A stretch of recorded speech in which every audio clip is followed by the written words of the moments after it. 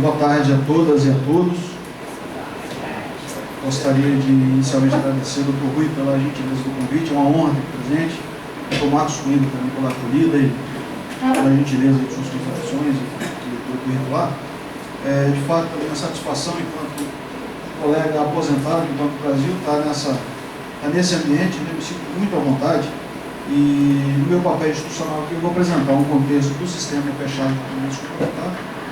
Naturalmente que esse contexto passa muito pelo que foi pela manhã aqui tratado, e embora a apresentação ela sempre se refira ao sistema e institucionalmente esse é o meu papel, na sequência a gente vai ter espaço também de debates, e nesse espaço eu gostaria de deixá-los muito à vontade para tratar os temas que eles forem mais caros, né? Em qualquer um deles a gente está à disposição de conversar, inclusive aqueles específicos, como por exemplo o teto da Previ. Não tem nenhum problema em relação a isso, fique à vontade.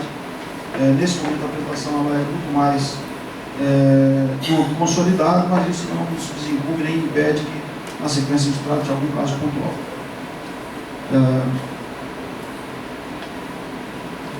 Bom, o objetivo aqui é falar nesses 30 minutos, primeiro tratar um pouco do nosso sistema, embora para alguns isso seja uma certa obviedade, mas acho que é importante mostrarmos como que o país ele se organiza em relação à previdência complementar. Fala um pouco dos resultados de 2015, que foi tratado em termos de algumas entidades, acho que é importante a gente ter a visão do sistema, um diagnóstico dessa situação atual e algumas medidas em curso que eu gostaria de compartilhar com vocês nessa oportunidade. Primeiro, em relação ao sistema, quer dizer, o nosso sistema ele tem 313 entidades fechadas de previdência, 313 fundos de pensão, envolve 1.104 planos de benefícios, 3,2 milhões de participantes, quando se inclui aí os dependentes, chegamos a 7,1 milhões, 720 bilhões de ativos totais, 687 bilhões de recursos garantidores, sem que a posição ao final de dezembro de 2015, posição de balancete. A posição consolidada ela vai se dar até o início do segundo semestre desse ano.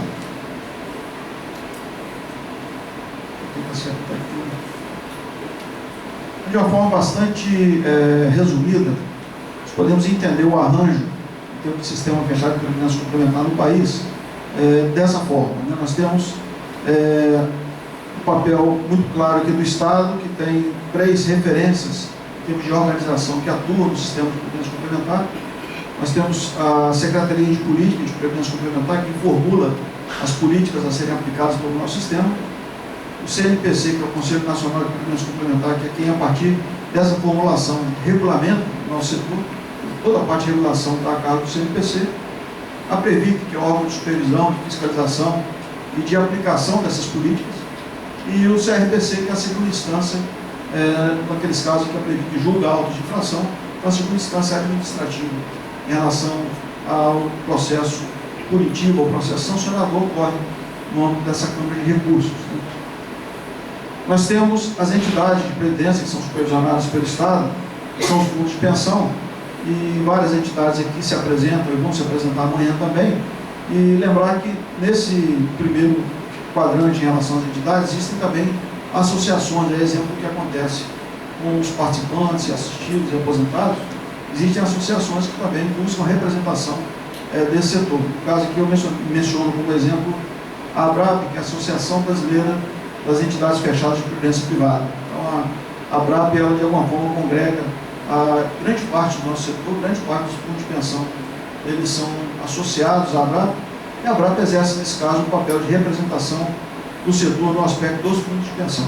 Né? Uma outra parte desse arranjo de respeito aos patrocinadores e instituidores, que são as empresas, sejam elas públicas ou privadas, ou as associações, representações de classe que criam os planos de benefício, ou têm as suas entidades de previdência, seus fundos de pensão, e também tem, que eu trago como exemplo de entidade associativa que orbita também nesse sistema, e é importante, no caso aqui é a APEP, Associação das Entidades Privadas de Previdência, e também representa os patrocinadores das entidades privadas.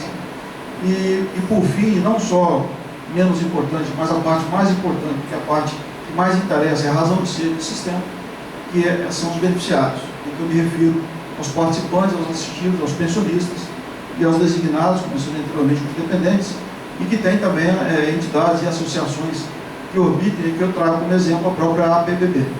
São entidades importantes que têm o caráter de representação, que têm como objeto a defesa dos interesses desses beneficiários. Eu não consegui acertar ainda o alvo aqui na hora certa. Para mirar onde é isso, obrigado. Eu aperto aqui, não vai acontecer nada. Você vira aí para mim, por favor. Mira mesmo. Eu miro em você. Desse arranjo do nosso sistema, me cabe aqui falar um pouco mais da Previc. Né? Em relação à Previc, a Superintendência Nacional de Previdência Complementar foi criada por meio da Lei 12.154. Ela é uma autarquia federal de natureza especial, ela é vinculada ao Ministério do Trabalho e Previdência, e na realidade ela sucede a Secretaria de Previdência Complementar. Né? A lei traz esse comando de sucessão, quer dizer, a Previc, embora tendo sido criada recentemente, mas ela sucede a SPC. Essa sim já tem toda uma história em relação ao processo de fiscalização dos fundos de pensão. E a responsabilidade primária da Previc é essa: olha, a expandidora de licenciamento que entenda-se todas as autorizações que a Lei 109 prevê no seu artigo 33, né, a autorização para aplicação de estatutos, regulamentos, alterações de estatuto e regulamento, processo de fusão, cisão, incorporação, todas as transformações nas entidades dos planos, responsabilidade da Previc no que diz respeito ao prévio expresso licenciamento. O processo de supervisão é um processo muito mais orientativo, né, do que punitivo, então é um processo do qual a autarquia interage com o sistema, buscando das melhores práticas, todo um processo de supervisão baseado em riscos, orientar o sistema. E cabe também a fiscalização. A fiscalização é essa sim, ação direta de conformidade, ação direta de atuação na qual se busca garantir a aplicação de normas de leis. Isso é um trabalho feito por uma estrutura de auditores fiscais da Receita Federal do Brasil, que são alocados na Previc.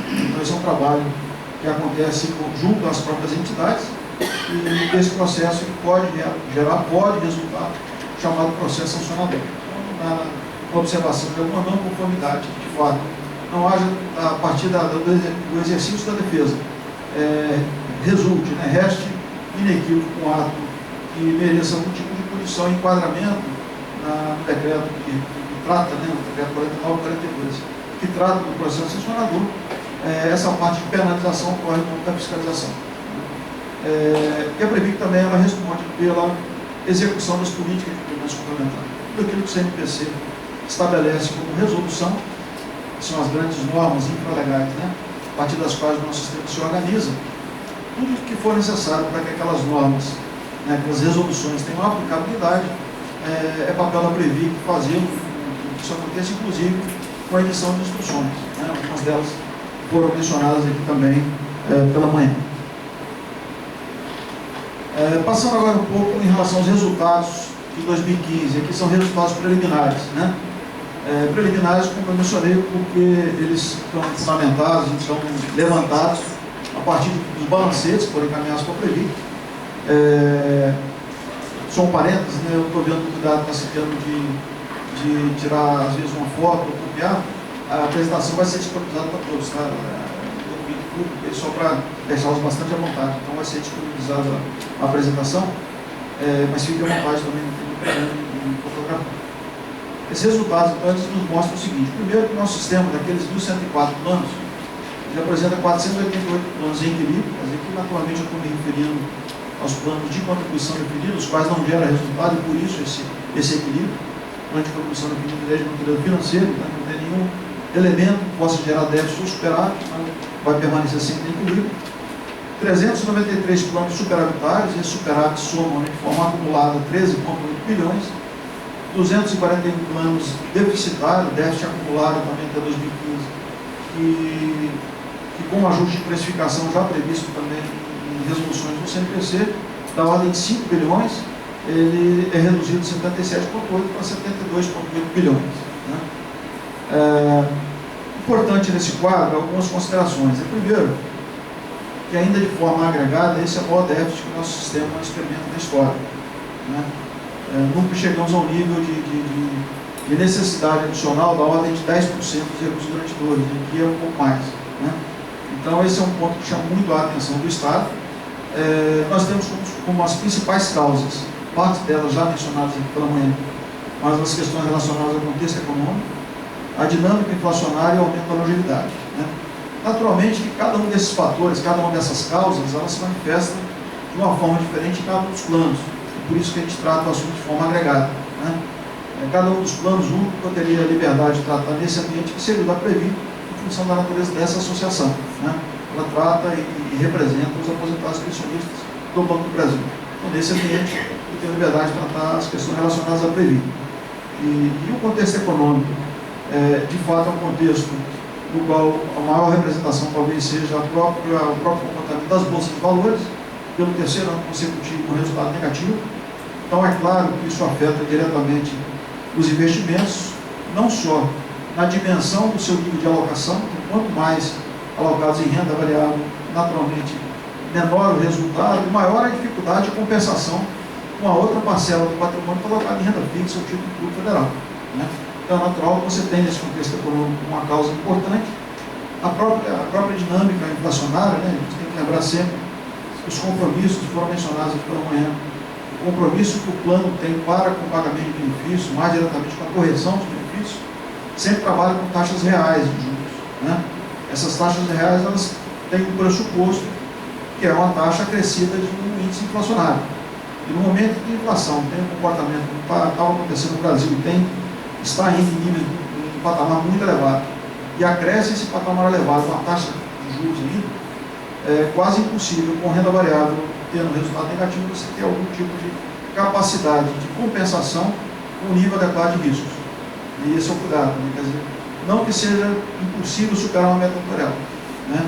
É pouco provável de conseguir fazê-lo com um nível adequado de riscos, né? E não há da parte do Estado nenhum tipo de expectativa que os fundos de pensão se atirem ao risco simplesmente para compensar um eventual desafio em termos de meta atuarial que pode ser em algum momento trazido para a normalidade. A gente entende que está no momento de anormalidade, né?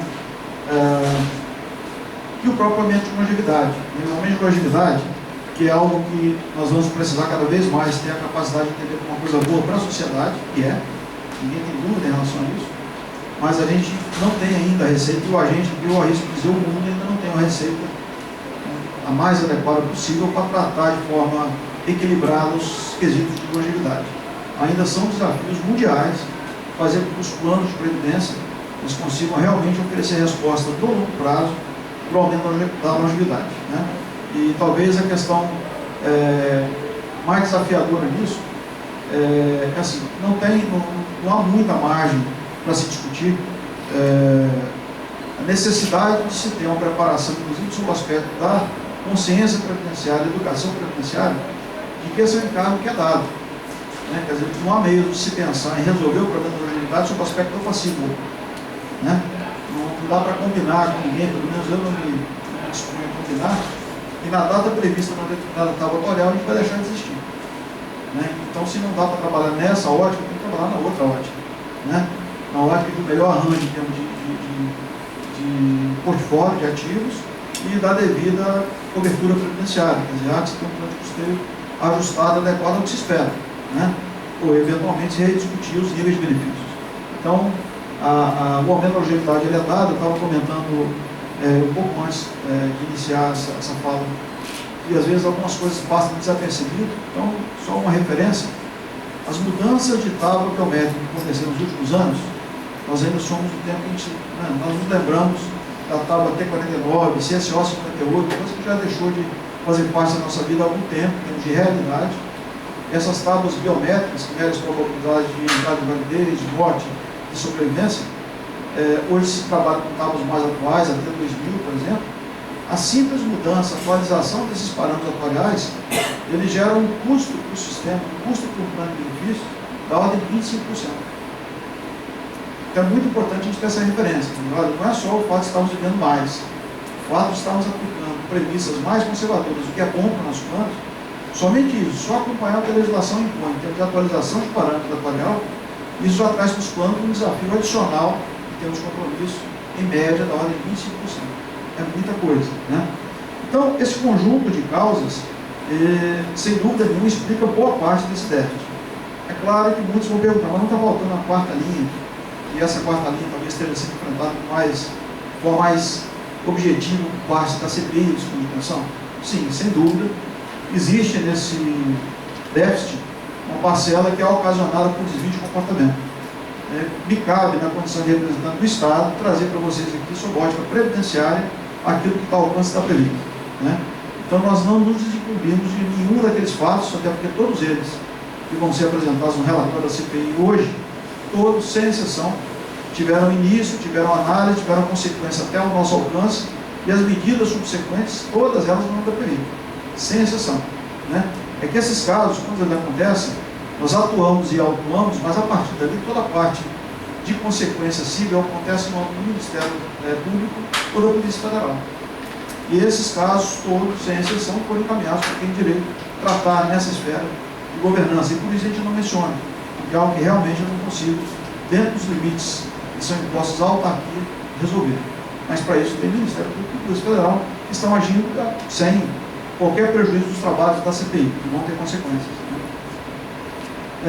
Voltando um pouco ainda aos resultados, lembrar que os equacionamentos previstos para 2017 eles são da ordem de 39 bilhões, ou seja, a parcela desse déficit de 72,8, que ultrapassa os limites de tolerância trazidos pela Resolução 22, trata de solvência, eles são da ordem de 39 bilhões, aqui não tem nenhum cálculo médio, aqui o cálculo é feito plano a plano, duração a duração de plano, então é um valor objetivo, ele não está estimado, naturalmente com base em balancete, até a chegada do balanço pode ter algum tipo de alteração. Mas com os dados disponíveis, esse aqui é o valor do equacionamento que tem que ser trabalhado durante 2016 e ser implementado a partir de 2017. E a mensagem que a gente traz para o sistema em relação a esses resultados, e eu acho que é importante compartilhar isso com vocês, é o seguinte: esses resultados eles exigem da sociedade atenção, mas exige também serenidade.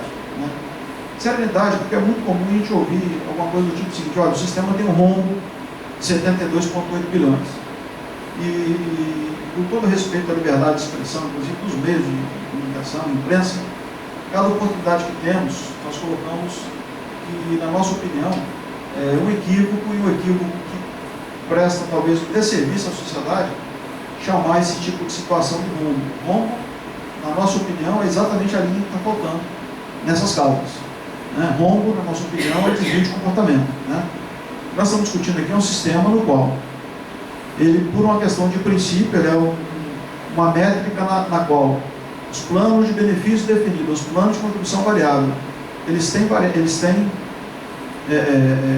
ingredientes de risco e, consequentemente, em trabalho com natureza probabilística, ele vai gerar algum resultado, seja deficitário, seja superavitário. O único resultado que é improvável é zero, exatamente porque é de natureza probabilística.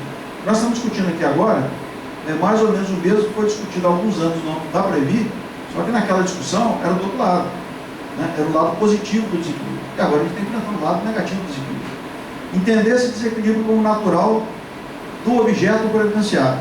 Ter serenidade para exatamente em cada plano, em cada situação, enfrentar e conseguir conhecer as causas e trazer medidas para a sua solução, é o que a gente entende como atenção e serenidade. E é assim que tem que ser visto. A gente está olhando aqui uma foto, isso aqui é uma foto, mas a gente não vive nessa foto, a gente vive no filme.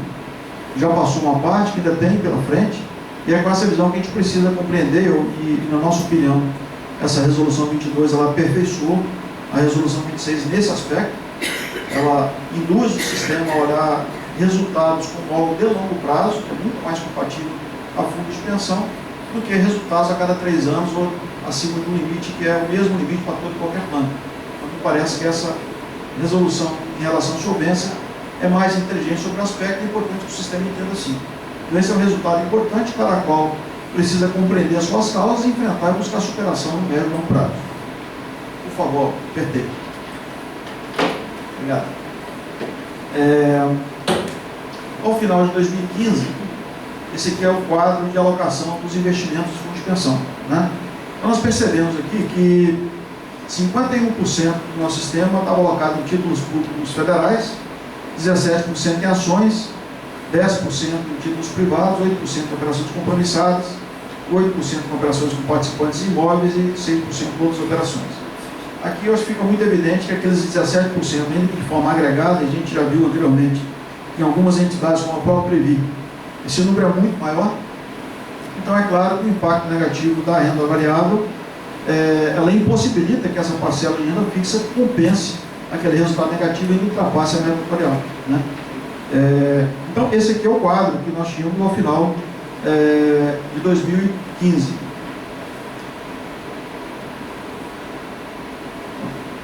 Aqui uma visão, como eu mencionei, que é um filme, né? Eu acho que é importante para não nos limitarmos somente ao final de 2015. Queria dar uma perspectiva histórica sobre o número de entidades.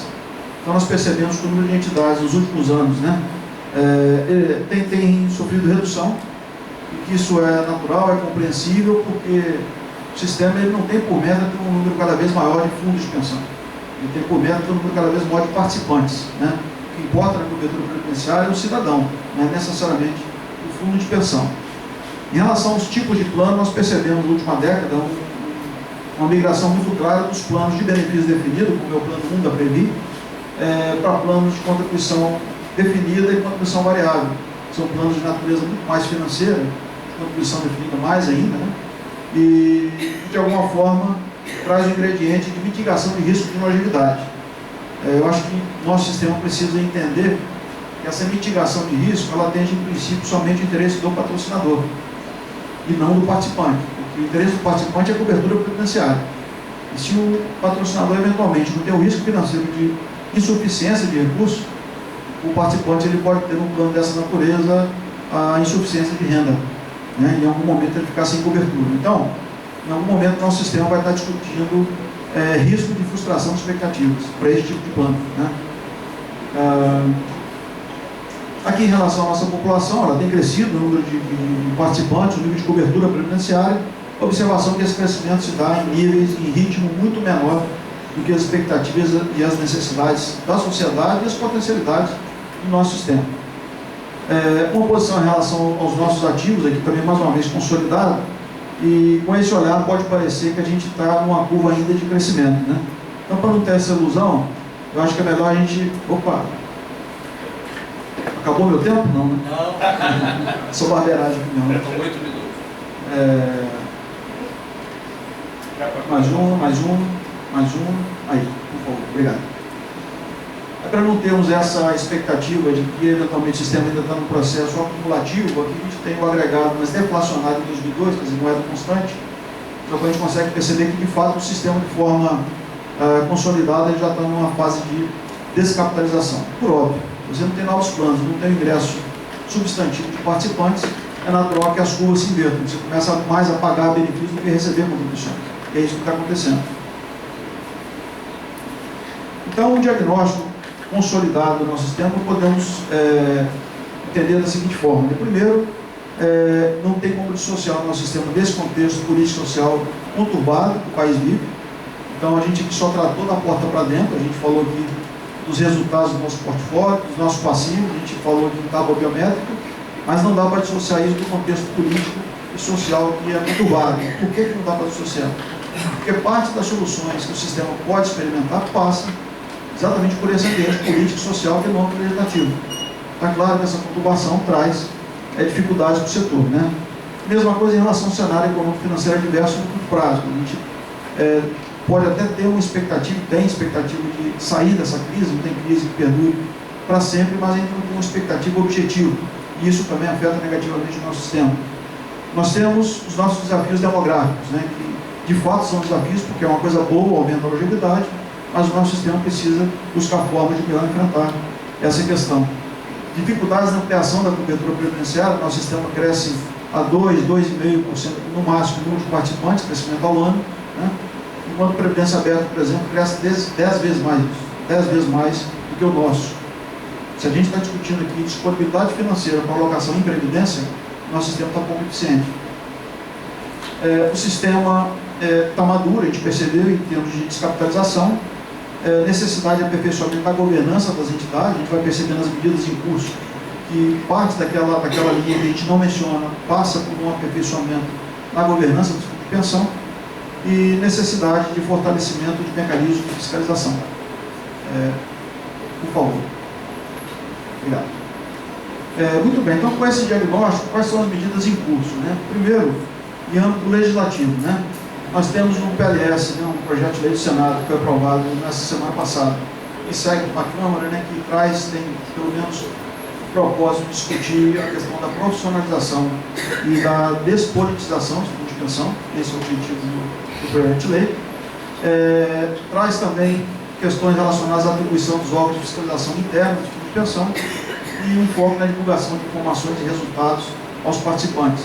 Então, traz contribuições para parte daquele diagnóstico que nós mencionamos anteriormente. E a própria CPI do fundo de pensão, existe uma parte do relatório da CPI que ele objetivamente trata das questões de desvios, de problemas, toda a parte de punição, mas tem toda uma parte que é propositiva no âmbito legislativo. Ele vai tratar da governança dos investimentos, então é tratado ali, por exemplo, o Comitê de Investimentos deve ser tratado com um status diferenciado em termos estatutários, vai ter um papel de destaque no Estatuto das Entidades. A questão da solvência, eles apontam uma necessidade, mas se dão por satisfeitos com a citada Resolução 22 do CNPC. Traz recomendações ao Conselho Monetário Nacional e à CVM para aperfeiçoamento das questões relacionadas à governança dos investimentos e um fortalecimento da Previc a partir de comando junto ao Poder Executivo, que é a quem cabe tratar da organização desse poder, no caso dessa autarquia. Por favor. Medidas em curso no âmbito do CNPC, SPPC e ABRAP, né? Esse ano deve ser realizada uma revisão da Resolução 13.